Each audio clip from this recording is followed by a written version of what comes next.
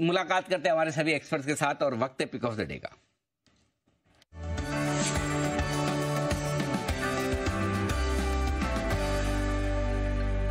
Sachin ji, good morning, बहुत स्वागत है। जरा बताइए आपकी तरफ से पिक ऑफ द डे कौन सी होगी? Good morning Neha, good morning Anil ji and good morning to all the panelist.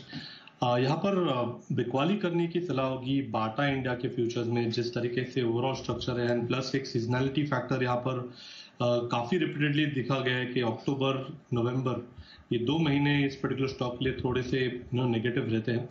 जिस तरीके से कल के सत्र में एक ब्रेकडाउन हुआ है, 1400 का एक इंपॉर्टेंट सपोर्ट क्लस्टर था, ये इसने काफी कॉन्फिडेंटली ब्रेक किया है। एंड जिस तरीके से ओवरऑल स्ट्रक्चर है, मुझे लग रहा है और थोड़े से स्लिपेजेस यहाँ पर नजर आने चाहिए।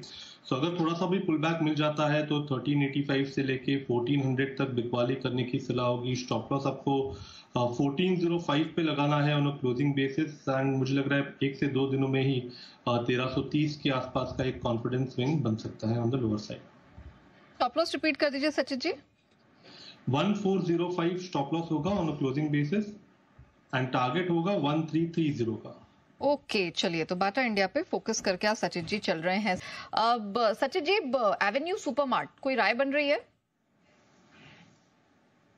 नेहा, यहाँ पर वीकली स्ट्रक्चर काफी कॉन्फिडेंट रहा है। इनफैक्ट एक मल्टीपल सपोर्ट जोन लगभग अराउंड 4850 के आसपास वेल प्लेस्ड है। तो आई थिंक थोड़े से स्लिपेजेस अगर हो भी जाते हैं तो मुझे लग रहा है वहां पर एक खरीदारी करने का ही मौका होगा।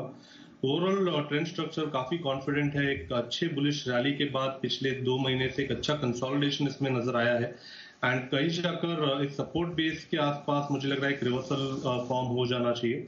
ओवरऑल ट्रेंड स्ट्रक्चर का टारगेट 6000 के पार ही नजर आ रहा है। तो आई थिंक लॉन्ग टर्म के लिहाज से डिक्लाइंस पे अभी भी खरीदारी की जा सकती है। स्टॉप लॉस आपको 4450 पे लगाना चाहिए on a weekly closing basis. Alright, चलिए और भी बहुत सारे स्टॉक्स जिन पर फोकस करना है, लेकिन सचिन जी के लिए बिल्कुल है तैयार बीटीएसटी का।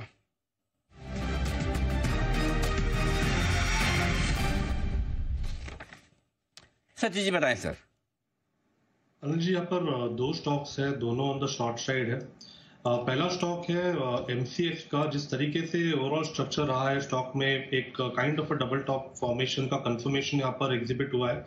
6000 के आसपास काफी डिस्ट्रीब्यूशन इसने पिछले 2 हफ्तों में देखा है एंड जिस तरीके से आरएसआई में फिलहाल एक ब्रेकडाउन हुआ है, मुझे लग रहा है थोड़ी सी यहाँ पर वीकनेस एग्जिबिट होनी चाहिए through out the day. Support के लिहाज से लेवल नजर आ रही है वो है 5580 के आसपास। तो फ्रेश शॉर्ट्स आपको ऐड करने हैं एमसीएक्स के फ्यूचर्स में। स्टॉप लॉस लगभग अराउंड 5795 के आसपास लगाना है। थोड़ा सा पुल बैक मिल जाता है तो रिवॉर्ड टू रिस्क और भी बेहतरीन होगा। जो सेकंड स्टॉक में रेडार पे है वो है गोदरेज प्रॉपर्टीज का। यहाँ पर भी जिस तरीके से वीकनेस है पिछले 2 दिनों से, आई थिंक वो वीकनेस और ज्यादा एम्पलीफाई होगी 3000 लेवल टूटने के बाद। इमीडिएट बेसिस पे टारगेट होगा अराउंड 2985 का।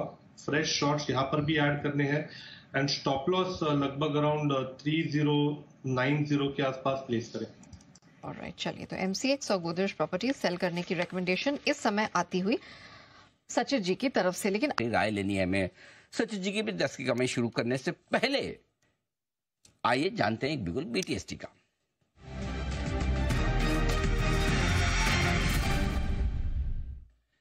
सचिन जी बताएं सर, आपके लिए हमने निफ्टी को ग्रीन में किया है, सेंसेक्स और बैंक निफ्टी, माफ कीजिएगा, बैंक निफ्टी को ग्रीन में किया है, सेंसेक्स और निफ्टी भी ग्रीन में आने की तैयारी में। बताएंगे कुछ खरीदने का इरादा रखते हैं आप?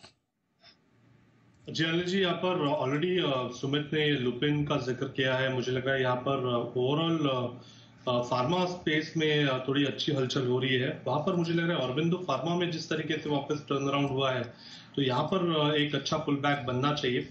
जिस तरीके से डेटा है लगभग ये पुल बैक 1520 तक भी एक्सटेंड हो सकता है। तो यहाँ पर ऑरबिंदो फार्मा के फ्यूचर्स में खरीदारी करने की सलाह होगी। स्टॉप लॉस आपको 1466 पे लगाना है एंड फ्रेश लॉन्ग्स ऐड करने हैं ऑरबिंदो फार्मा के फ्यूचर्स में। ओके, ऑरबिंदो फार्मा खरीदना है, ये राय आपके लिए आती हुई। फार्मा स्टॉक में एक्शन बन रहा है, बढ़ रहा है, ऐसा लग रहा है, खरीदारी करने की राय है आपके लिए सचिन जी की तरफ से। विदा लेने का वक्त है। हमारे सभी मेहमानों से हमको धन्यवाद देंगे। अमरीश सर और तेजस साहब का विशेष शुक्रिया एसपीएल मिड कैप स्टॉक्स के लिए। कुणाल जी, राकेश जी, पालिया साहब और वागले साहब का भी बहुत बहुत धन्यवाद आज हमारा साथ देने के लिए। दोपहर के शो में आप सबसे होगी फिर मुलाकात। मुझे और नेहा को इजाजत दीजिए। देश के प्रति और देश के जवानों के प्रति सम्मान के साथ करेंगे हम शो का समापन। आइए, जय हिंद।